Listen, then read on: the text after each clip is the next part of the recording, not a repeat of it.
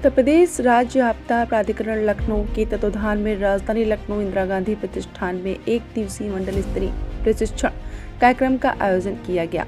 आप देख रहे हैं समाचार ग्रामीण शहरी अमित कुमार शुक्ला की खास रिपोर्ट। आपको बताते चले कि लखनऊ में राज्य आपदा प्रबंधन प्राधिकरण लखनऊ के तत्वाधान में राजधानी लखनऊ इंदिरा गांधी प्रतिष्ठान के मरकरी हाल में आपदा जोखिम न्यूनीकरण एवं महिला सहायता समूह की भूमिका विषय पर एक दिवसीय मंडल स्तरीय प्रशिक्षण कार्यक्रम का आयोजन किया गया। उक्त कार्यक्रम प्रशिक्षण में अनुप्रधान वाल्मीकि, माननीय राजस्व मंत्री उत्तर प्रदेश सरकार, जनरल योगेंद्र डिमरी, माननीय उपाध्यक्ष उत्तर प्रदेश राज्य आपदा प्रबंधन प्राधिकरण लखनऊ विशिष्ट एवं मुख्य अतिथि के रूप में उपस्थित हुए। साथ ही श्रीमती कनिष्ठ फातिमा, परियोजना निदेशक उत्तर प्रदेश राज्य आपदा प्रबंधन प्राधिकरण लखनऊ द्वारा अतिथि के रूप में प्रतिभाग किया गया। इसके अतिरिक्त उक्त प्रशिक्षण कार्यक्रम में जिलाधिकारी लखनऊ, सूर्यपाल गंगवार एवं अन्य अधिकारीगण उपस्थित रहे। उक्त प्रशिक्षण कार्यक्रम में जनपद सीतापुर, हरदोई, लखीमपुर खीरी, रायबरेली, उन्नाव से लगभग 350 महिला प्रतिभागियों द्वारा प्रतिभाग किया गया। माननीय राजस्व मंत्री उत्तर प्रदेश सरकार एवं माननीय उपाध्यक्ष लखनऊ द्वारा प्रशिक्षण कार्यक्रम में उपस्थित महिला प्रतिभागियों को भारत सरकार एवं उत्तर प्रदेश सरकार द्वारा घोषित आपदाओं के विषय में जानकारी दी गई।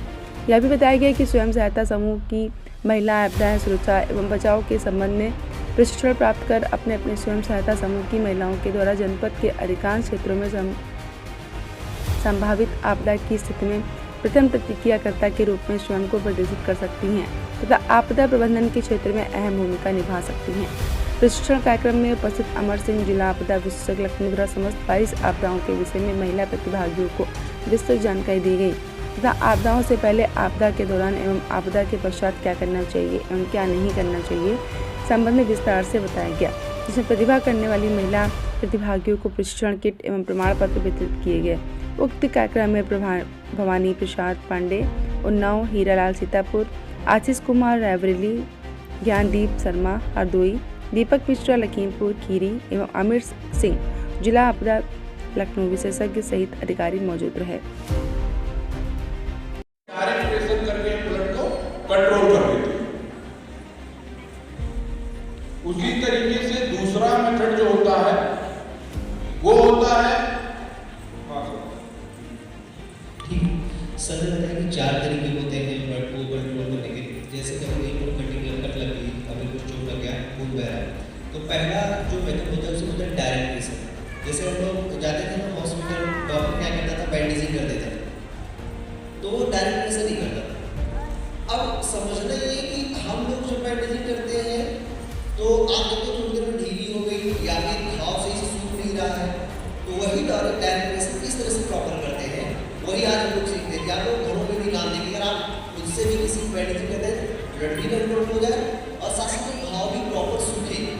वो करने का तरीके से मान लीजिए जहाँ पर चोट लगी है, सबसे पहला काम होता है कि हमको नरमी हाथों से कभी भी, मतलब खुले हुए हाथों से कभी भी किसी ब्लीडिंग कंट्रोल नहीं, किसी का खून नहीं रोकना। अगर सीधा खून लगेगा तो उससे हम कंटामिनेट होगा। दूसरी चीज, उस घाव को हमेशा साफ कर लेना। कभी उसमें कंकड़ फंस गया है, कांच का टुकड़ा है, लकड़ी का टुकड़ा, हमने साफ करके उसके साथ बैंडेजिंग कर दी तो घाव बढ़ेगा, वो ठीक नहीं होगा। तीसरी चीज, हमेशा साफ कपड़ों का इस्तेमाल करना चाहिए। किस कपड़े का? गंदे कपड़े से कभी बैंडेजिंग मत करिए। चौथी चीज, हमेशा गॉड पीस की मदद से ही बैंडेजिंग करें। गॉड पीस का मतलब देखिए कि आप डॉक्टर क्या करता है, कोने से एक टुकड़ा काटता है उसी बैंडेज का और ऐसे चौकोर आकार में बना लेता है ना पट्टी, तो इसी को रखना है, किसी रुई को नहीं रखना है। रुई को रखोगे जब बैंडेजिंग कर देंगे ना तो फिर से घाव ताजा होगा जाना, ठीक है। तो इस घाव को हमने साफ कर लिया, हाथ में बैंडेज, कोई ग्लव्स पहन लिया, पॉलीथीन पहन लिया, उस घाव पे क्या रख दे रहे हैं, गॉज पीस, क्या बोलते हैं इसको, रख दिया। उसके बाद अब इसमें बैंडेजिंग करने का तरीका क्या होता है, जब हम बैंडेजिंग करते हैं, जब भी बैंडेजिंग करते हैं, अब जो गॉज पीस रखा गया है, इनका गॉज पीस देखो यहाँ पे रखे हैं, घाव यहाँ पे होगा, उसके थोड़ा सा आगे से हमको बनाएंगे, लगभग 4 इंच आगे से, ये हम आगे से शुरू करेंगे और इसको पीछे तक लेके आएंगे, सीधा घाव के ऊपर नहीं अप्लाई करना। इस बैंडेजिंग को हम 4 इंच आगे तक लेके आएंगे और फिर से वापस लेकर के जाएंगे। अब जहाँ पर लगी हुई है जो हम 4 इंच आगे से शुरू किए, 4 इंच पीछे तक लेके गए, उसके बाद जहाँ पर चोट लगी, जितना बैंडेज बता हुआ है, जितनी पट्टी बची हुई, पूरी की पूरी पट्टी, पूरा बैंडेज उसी पे लपेट देना।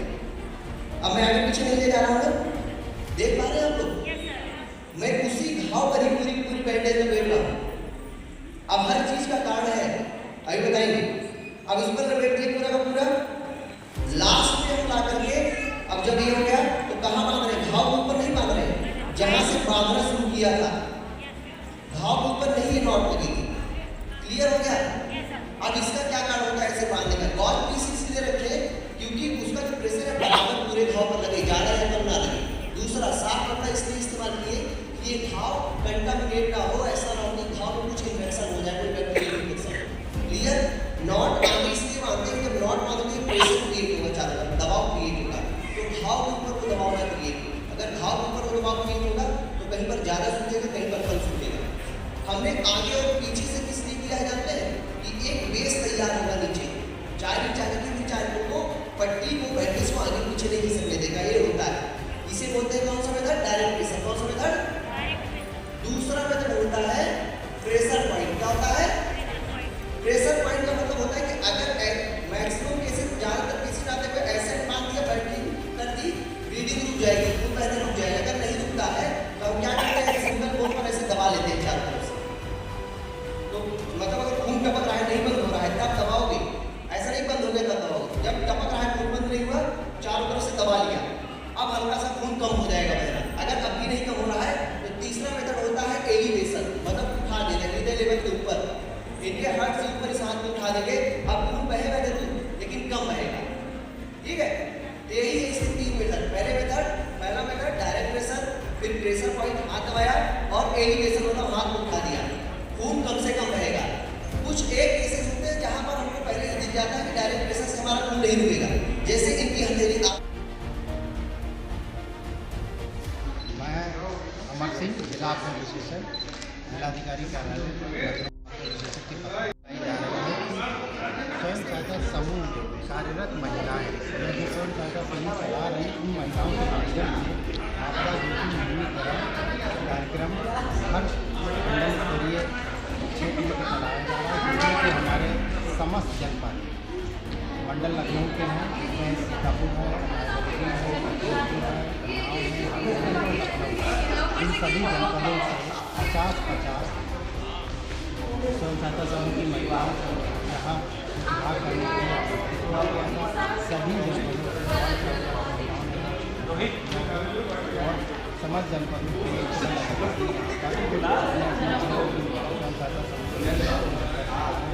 जनपद लखनऊ की 100 महिलाएँ आई हैं। कुल मिलाकर हमने 350 महिलाओं को इस कार्यक्रम में एक दान किया है, जिसमें हिस्सा रही है, हमारे विशेषज्ञ रहे हैं, हमारे जनपद स्तर पर जो SDRF की टीम थी उनके कमांडर श्री वीरेंद्र दुबे जी के द्वारा, उनकी टीम के द्वारा प्रशिक्षित किया गया है। और हमारे बीच में माननीय राजस्व मंत्री श्री प्रधानमंत्री सर ने अपना कीमती समय निकाल करके सभी महिलाओं को प्रदान किया है।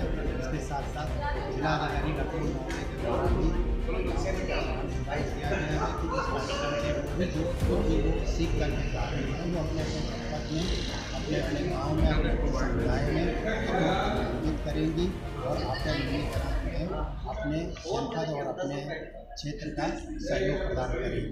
साथ ही मैं SDRF की टीम को भी बधाई देता हूं और सर्वप्रथम मैं ये भी कहना चाहूँगा कि जो हमारी स्टेट डिजास्टर मैनेजमेंट अथॉरिटी जो अभी नवनियुक्त हमारे उपाध्यक्ष माननीय मेजर जनरल योगेंद्र जोगी सर हैं, इनके नेतृत्व में कई जनपदों में जाकर के विजिट भी की है। मंडल स्तर पर कार्यक्रम भी चल रहा है।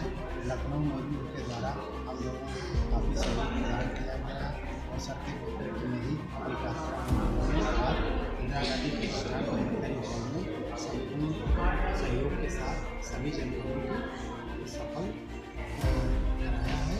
और उम्मीद करता हूँ कि जो यहाँ पर जितने भी हैं प्लस हमारे जो भी प्रतिनिधि यहाँ पे जो उम्मीद